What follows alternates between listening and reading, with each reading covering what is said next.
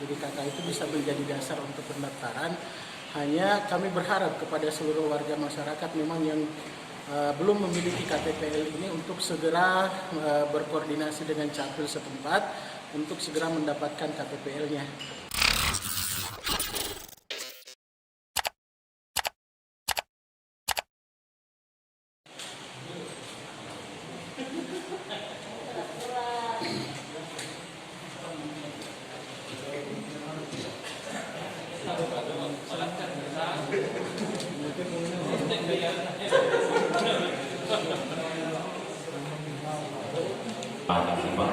Bapak Ibu Bapak.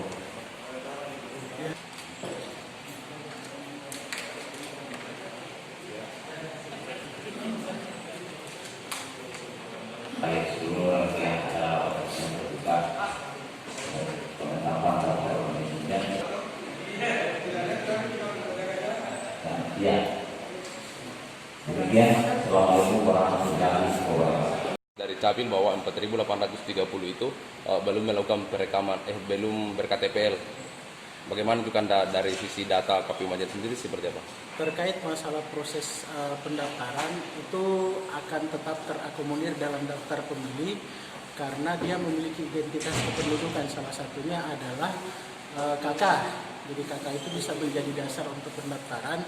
Hanya kami berharap kepada seluruh warga masyarakat memang yang belum memiliki KTPL ini untuk segera berkoordinasi dengan Capil setempat untuk segera mendapatkan KTPL-nya.